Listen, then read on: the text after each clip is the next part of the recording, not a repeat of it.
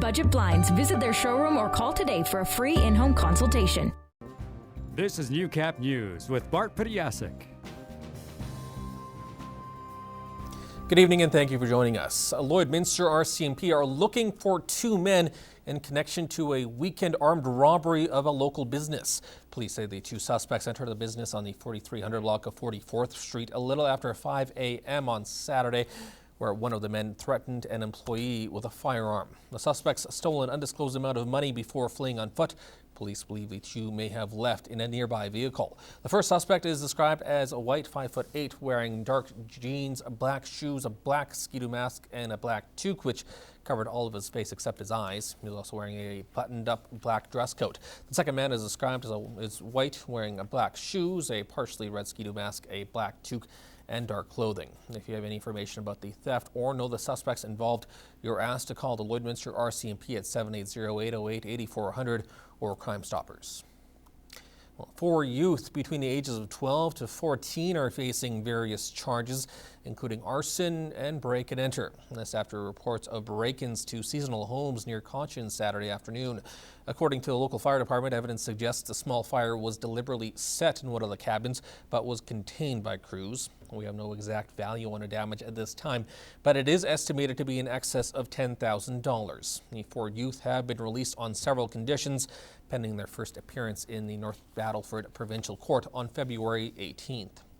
Battleford RCMP are asking for the public's help to find a man who was reported missing this weekend. 55-year-old Eugene Ryder was last seen Saturday evening leaving his residence on the Salto First Nation. His abandoned vehicle was later found a short distance from his residence. Ryder wears glasses, is about 5'10", 185 pounds with long graying hair. He was last seen wearing a black zip-up coat with a hoodie and blue jeans. If you have any information about his whereabouts, you're asked to call North Battleford RCMP at 306-446-1720. Well, there are endless campaigns from activists who oppose the oil and gas industry, but fewer from those who support it. At their regular meeting today, Lloydminster's chapter of the Society of Petroleum Engineers heard a message of hope and action from someone who knows the industry and area well. And as Jeremy Thompson reports, he's looking to change the conversation.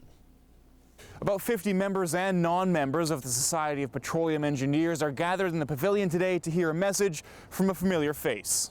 Many people will tell us that, we are in a post-fossil fuel environment. We are on the wind down of the commodities in which we produce. That's just not true.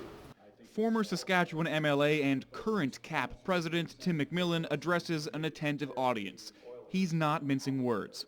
There's some heavy lifting, some work we need to do as an industry, and I think as a province and a country to ensure that we're positioned well in this low price environment so we can come out of it stronger in the medium and longer term.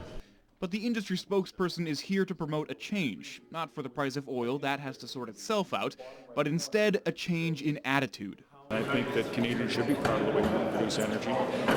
We all have an vested interest in seeing ourselves be prosperous and responsible. So I'm asking people to be part of that discussion. According to a recent poll done by the Canadian Association of Petroleum Producers, 42% of Canadians support the oil and gas industry and only 25% don't. However, opponents of the industry are 3 times more likely to speak out than supporters. If you look at Greenpeace or the Sierra Club, they reach out to their supporters on a regular basis. They give them information that we don't necessarily think is accurate and sometimes is completely wrong. The oil companies are putting a lot of efforts into doing the right thing, and that won't stop. McMillan says if there's one thing to take away from today's presentation, it's to stand up for what you believe in. Start a fight at the family dinner table, start a fight on social media, and he'll provide you with the factual ammunition.